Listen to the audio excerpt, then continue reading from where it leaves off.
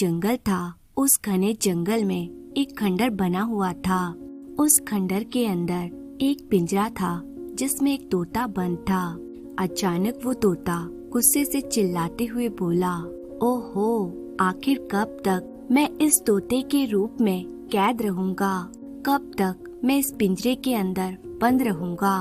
तभी एक औरत की आवाज खंडर के अंदर टकराई, जब तक तेरा घमंड चकनाचूर नहीं हो जाता तब तक तू इसी रूप में रहेगा। मेरा घमंड टूट चुका है, मैं इस तोते के रूप में रहकर तंग आ चुका हूँ। उस औरत की आवाज फिर गूंजने लगी, तू चाहे कितना भी गुस्सा कर ले, श्राप से तो तू तभी मुक्त हो सकता है जब कोई इच्छाओं के अंतर्गत यह ना पूछे कि आखिर तू कौन है। इतना कहकर वहाँ पर सन्नाटा छा गया और तोता निराश होकर चुपचाप टूटे हुए खंडर के दरवाजे को देखने लगा। इस घटना के कुछ दिन बाद हरियापुर गांव में दुर्गावती नाम की एक औरत रहा करती थी। वो एक विधवा और गरीब औरत थी, लेकिन बुद्धिमानी में असाधारण थी। दुर्गावती अपने घर पर रसोई में बर्तन खंगाल रही थी। खाली बर्तनों को देखकर वो बुदबुदाते हुए बोली, लगता है आज भूखे ही सोना पड़ेगा, समझ में नहीं आ रहा अब क्या करूं। कुछ देर बाद वो मुस्कुराती हुई बोली, चलो मुखिया जी के पास चलती हूँ। इतना कहकर दुर्गावती मुखिया के घर पर चली गई। दुर्गावती को देखकर मुखिया मुस्कुराते हुए कहने लगा, क्या बात है दुर्गावती, ये सुबह सुबह तुम मेरे घर पर क्या कर रही हो? मुखिया जी, आप तो जानते हैं कि मैं कभी किसी के आगे हाथ नहीं फैलाना चाहती। मैं हमेशा गांव वालों से काम मांगती हूँ, लेकिन गांव वाले मुझे काम नहीं देते। अभी रसोई में देखा राशन खत्म हो गया है। आप इस गांव के मुखिया हैं, इसलिए सहायता करना आपका कर्तव्य है। यह सोचकर मैं आपके पास आई हूँ। मुखिया कहने लगा, हम गांव वाले भले ही तुझे पगली कहते हैं दुर्गावती, परंतु मैं जानता हूँ कि तू बहुत ही चतुर औरत है। दरअसल गांव वाले तेरे वाक्य की वजह से तुझे काम नहीं देते।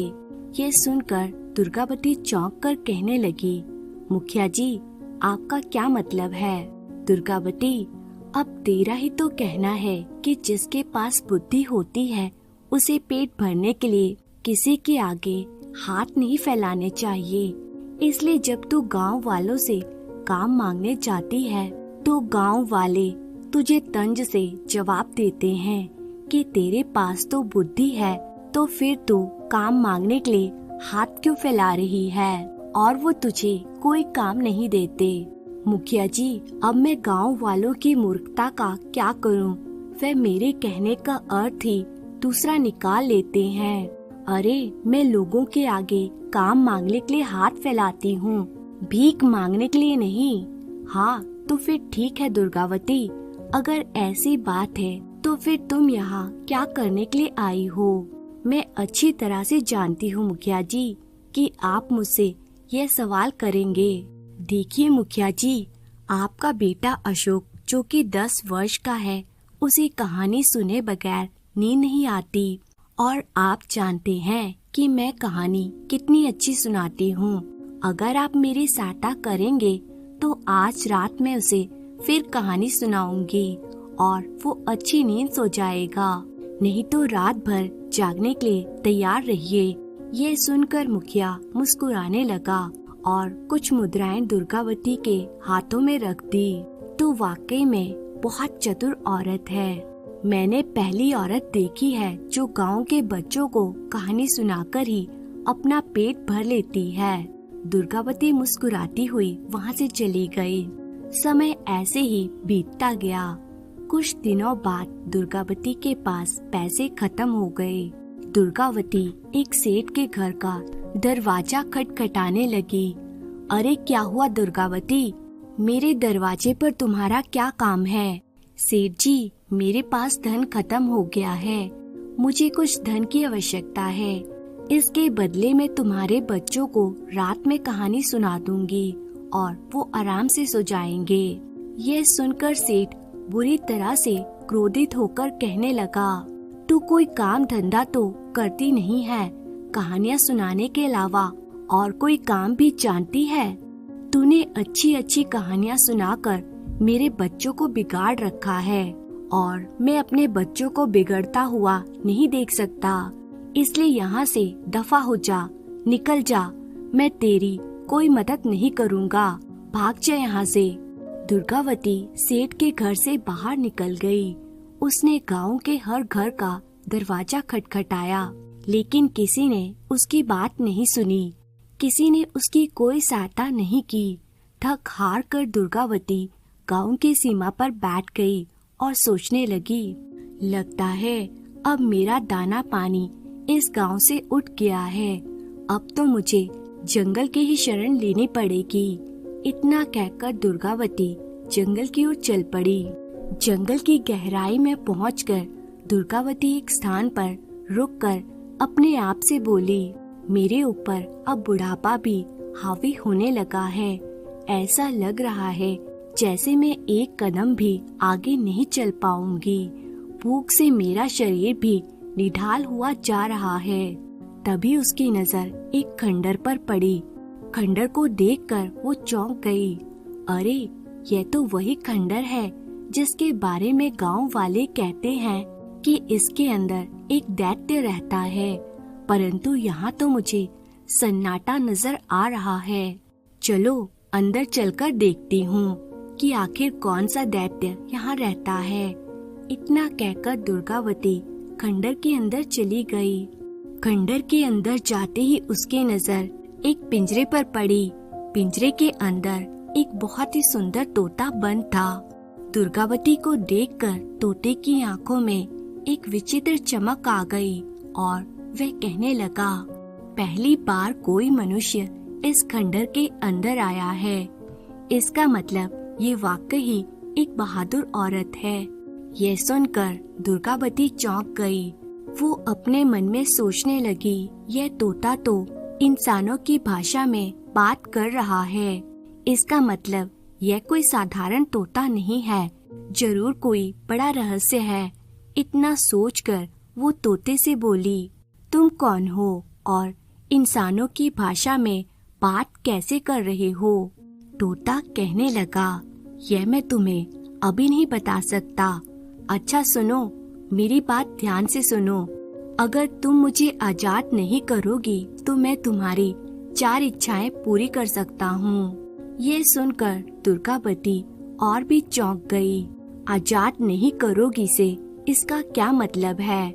अब तो मुझे पक्का विश्वास हो गया है कि यह तोता बड़ा ही रहस्यमयी है। दुर्गावती बिना डरे उस तोते से बोली, तेरे पास ऐसी कौन सी शक्ति है जो तू मेरी 3 इच्छाएं पूरी कर सकता है? तोता शांत स्वर में बोला, तेरे चेहरे पर एक विचित्र तेज झलक रहा है। तू एक बुद्धिमान औरत है, तू समझ सकती है कि मैं मजाक नहीं कर रहा। अब बता, तेरी पहली इच्छा क्या है? दुर्गावती गहरी सोच में डूब गई। बुढ़ापे ने मेरी हड्डियों को कमजोर कर दिया है। मेरे चेहरे पर झुर्रियां बढ़ती जा रही हैं। मैं बुढ़ापे की ओर तेजी से बढ़ रही हूँ। हर बूढ़े इंसान की यही इच्छा होती है कि वो दोबारा जवान, खूबसूरत और ताकतवर हो जाए। दुर्गावती तोते से कहने लगी, अगर तू वास्तव में इच्छा पूरी कर सकता है तो मुझे दोबारा सुंदर और ताकतवर बना दे। तोता मुस्कुराते हुए बोला, अरे वाह, तू वाकई एक बुद्धिमान औरत है। तूने पहली इच्छा ऐसी मांगी जिसे पाने के लिए हर मनुष्य कुछ भी करने को तैयार रहता है। जा, तू दोबारा सुंदर और जवान हो जाए। यह कहते ही दुर्गावती एक बेहद सुंदर औरत में परिवर्तित हो गई।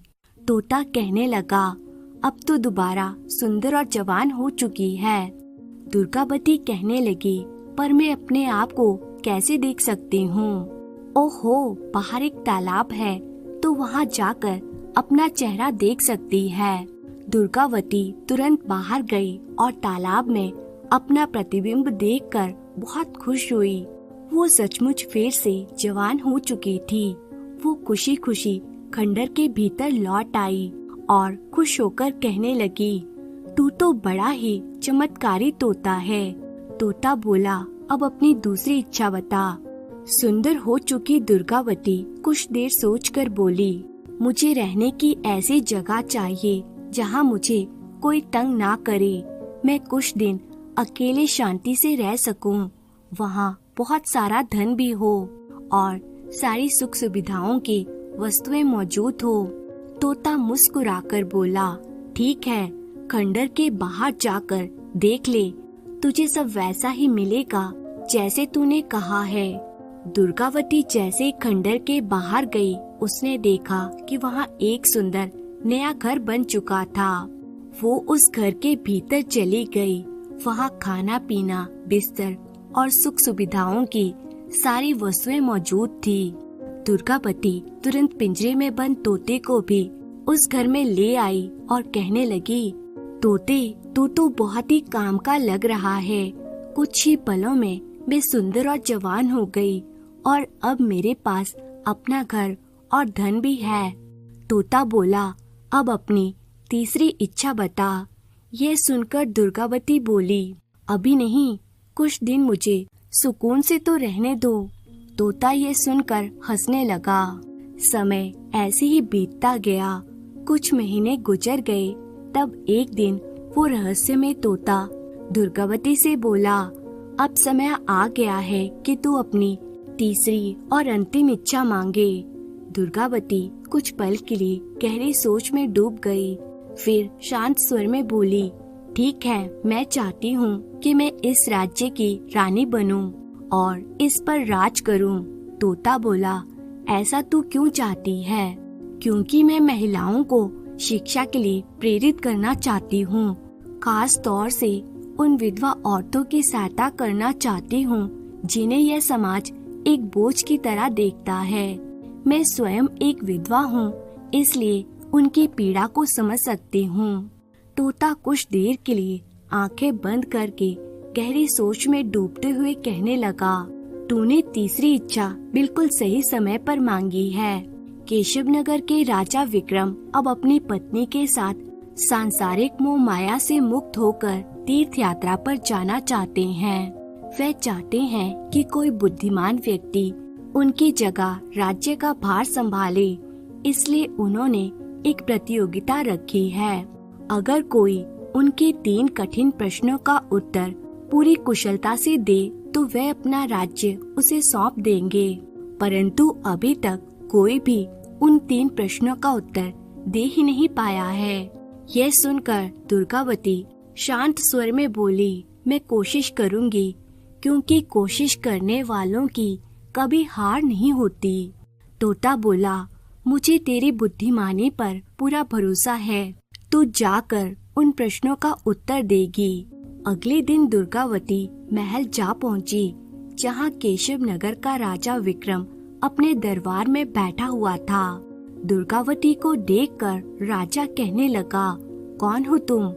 महाराज, मेरा नाम दुर्गावती है। मैं केशव नगर की रानी बनना चाहती हूँ और मैंने सुना है कि जो आपके 3 प्रश्नों का उत्तर कुशलता से दे उसे आप अपना राज्य सौंप देंगे। हाँ, तुमने बिल्कुल सही सुना है। ठीक है, तो हमारा पहला प्रश्न है कि ऐसा कौन सा सत्य है जिसे जानने के बाद भी अधिकतर लोग स्वीकार नहीं कर पाते। कुछ क्षणों तक सन्नाटा रहा। फिर दुर्गावती शांत स्वर में बोली, मृत्यु यह संसार का सबसे बड़ा सत्य है जिसे हर व्यक्ति जानता है, परंतु कोई इसे स्वीकार नहीं करना चाहता। राजा विक्रम गंभीरता से मुस्कुराकर कहने लगा, ठीक है, अब दूसरा प्रश्न सुनो। कोई व्यक्ति कितना भी अमीर क्यों ना हो, फिर भी वो एक चीज कभी नहीं खरीद सकता। बताओ वो क्या है? दुर्गावती बोली, महाराज, इसका जवाब है समय। समय को कोई रोक नहीं सकता, कोई खरीद नहीं सकता। ये राजा और रंक दोनों के लिए समान होता है। इस उत्तर पर दरबारियों की आंखें फैल गई। राजा ने कहा, ठीक है, अब तीसरा और आखिरी प्रश्न सुनो। एक रानी की सबसे बड़ी शक्ति क्या होनी चाहिए? सुंदरता, धन या सेना? दुर्गावती कुछ क्षणों तक मौन रही, फिर दृढ़ स्वर में बोली, इसमें से कुछ भी नहीं महाराज। रानी की सबसे बड़ी शक्ति होती है उसकी बुद्धि। एक बुद्धिमान रानी ही अपने राज्य की रक्षा कर सकती है, अपने लोगों की सेवा कर सकती है और अन्याय के विरुद्ध खड़ी हो सकती है। राजा विक्रम अपनी जगह से उठकर खड़ा होकर कहने लगा, वाह दुर्गावती, तुमने तीनों प्रश्नों का उत्तर केवल सही नहीं, बहुत अच्छी तरह से दिया है। अब से तुम ही केशव नगर की रानी हो। राजा विक्रम ने मुकुट दुर्गावती के मस्तक पर रख दिया और फिर अपनी रानी के साथ तीर्थ यात्रा के लिए महल से प्रस्थान कर गया। दुर्गावती उस दिन से केशवनगर राज्य की रानी बन गई। फिर दुर्गावती तोते को महल में ले आई। तोता कहने लगा, अब तुम्हारी चौथी और अंतिम इच्छा मांगने का समय आ गया है। बताओ तुम्हारी अंतिम इच्छा क्या है? बताओ तुम्हारी चौथी इच्छा क्या है? दुर्गावती गंभीर सोच में बोली, सब कुछ तो मुझे मिल गया है। मैं भौंडी थी, सुंदर हो गई और सुंदर होने के बाद मैं एक रानी भी बन गई। आज मेरे पास धन है, दौलत है, सत्ता है, महल है। अब और जीवन में क्या चाहिए? तोता बोला, जब मनुष्य के पास यह सब कुछ होता है तब उसकी एक ही इच्छा होती है कि वह हमेशा के लिए अमर हो जाए। यह सुनकर दुर्गावती चौंक कर कहने लगी, क्या तुम मुझे यह बता रही हो कि मुझे चौथी इच्छा में अमरता मांगनी चाहिए? नहीं, मैं तो केवल तुम्हें बताना चाह रहा था कि इसके बाद अब मानव की केवल अमर होने की इच्छा ही रहती है। मानव की इच्छाओं का कोई अंत नहीं है। दुर्गावती गहरी सोच में डूबती हुई बोली, यह सच है कि अमरता शब्द सुनने में बहुत ही अच्छा लगता है, परंतु ये वरदान के साथ साथ एक श्राप भी है। और फिर इस संसार का नियम है, कोई भी वस्तु एक सीमित समय तक ही रहती है, फिर वो चाहे मनुष्य हो या फिर कोई भी चीज। मेरी चौथी इच्छा यह है कि मैं तुमसे ये जानना चाहती हूँ कि तुम कौन हो। यह सुनकर तोता चौंक गया और अचानक वो हंसते हुए कहने लगा, मेरे श्राप से समाप्त होने का समय आ गया है। दुर्गावती बोली, क्या मतलब? तोता बोला, मेरी बात गौर से सुनो। मैं एक दैत्य हूँ जो वर्षों से उस खंडर में बंद था जहाँ पर तुम मुझे मिली थी। एक साधु ने मुझसे खंडर से बाहर निकलने की शक्ति छीन ली थी। मैं तब से उस खंडर में ही किसी मनुष्य या किसी प्राणी के अंदर आने का इंतजार कर रहा था, मगर एक दिन उस खंडर के अंदर एक तोता आ गया। मैं तोते के शरीर में समा गया और उसके शरीर में कैद हो गया। बाद में मुझे पता चला कि तोता तो एक श्रापित है। उस तोते ने मुझे बताया कि मैं उसके शरीर से तभी आजाद हो सकता हूँ जब कोई बुद्धिमान मनुष्य खंडर के अंदर आए और उसकी 4 इच्छाएं मैं पूरी कर दूं। परंतु चौथी इच्छा में अगर वह मनुष्य यह इच्छा मांगे कि मैं कौन हूँ, तभी मैं उसके शरीर से बाहर आ सकता हूँ। और तुमने ये इच्छा मांग ली।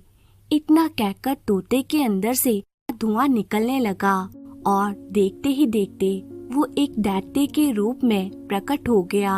यह देखकर दुर्गावती बुरी तरह से चौंक गई। दैत्य कहने लगा, मैं बहुत समय बाद आजाद हुआ हूँ, इसलिए मुझे बहुत तेजी से भूख लगी है और मेरी पहली खुराक तुम हो। दैत्य ने इतना कहा ही था कि तभी वह तोता एक सुंदर राजकुमार में परिवर्तित हो गया। यह देखकर दैत्य और दुर्गावती दोनों बुरी तरह चौंक गए। दुर्गावती कहने लगी, कौन हो तुम? मैं एक घमंडी राजकुमार था। मेरा विश्वास था कि इस संसार में अगर कोई बुद्धिमान होता है तो वह केवल पुरुष ही होते हैं, स्त्रियां नहीं। एक दिन मैं जंगल में शिकार करने के लिए गया था, तभी वहाँ पर मुझे एक स्त्री दिखाई दी और मैंने उस स्त्री का मजाक उड़ाना प्रारंभ कर दिया। अब मैं नहीं जानता था कि वह स्त्री कोई साधारण स्त्री नहीं है, बल्कि वन की देवी है। वन देवी ने मुझे मेरी इस हरकत से क्रोधित होकर तोते में परिवर्तित कर दिया और मुझसे कहा, तुझे एक बुद्धिमान औरत ही तोते के रूप में से मुक्त कर सकती है। जा, खंडर के अंदर चले जा। खंडर के अंदर एक दैत्य है जो बाहर निकलने का प्रयास कर रहा है। वह तेरे शरीर के अंदर समा जाएगा, लेकिन तेरे शरीर के अंदर रहकर वह कैद हो जाएगा। उससे कहना कि वह तभी आजाद हो सकता है जब वे किसी मनुष्य की 4 इच्छाएं पूरी करे, और चौथी इच्छा में अगर वह मनुष्य यह जानना चाहे कि आखिर वह कौन है, तो वह दैत्य तेरे शरीर से आजाद हो जाएगा। परंतु उस दैत्य को यह नहीं बताना कि चौथी इच्छा पूरी करने के बाद जैसे वो तेरे शरीर से आजाद होगा, वो उसका अंतिम दिन होगा और वो जलकर राख हो जाएगा। यह सुनकर दैत्य बुरी तरह चौंक गया और कहने लगा, तुमने तोते के रूप में मुझे धोखा दिया है। मैंने तुम्हें तोते के रूप से मुक्त किया और तुमने मेरे साथ ऐसा किया। नहीं नहीं, झूठ मत बोलो, तुमने केवल स्वयं को मुक्त करने के लिए यह सब कुछ किया। राजकुमार के इतना कहते ही अचानक से ही दैत्य के शरीर में आग लग गई और वे जलकर राख हो गया। कुछ समय बाद राजकुमार ने दुर्गावती से विवाह कर लिया और दोनों मिलकर केशवनगर राज्य को प्रेम, न्याय और बुद्धिमत्ता से चलाने लगे। इस तरह से दुर्गावती की चतुराई और धैर्य ने न केवल एक राक्षस से मुक्ति दिलाई, बल्कि एक राज्य को भी एक सच्ची रानी और राजा प्रदान किए। कहानी यही समाप्त होती है। उम्मीद है आपको पसंद आई होगी। तो कहानी अगर पसंद आई है तो इसे लाइक कीजिए और ऐसी ही कहानियाँ देखने के लिए चैनल को सब्सक्राइब कर लीजिए। आपका बहुत बहुत धन्यवाद।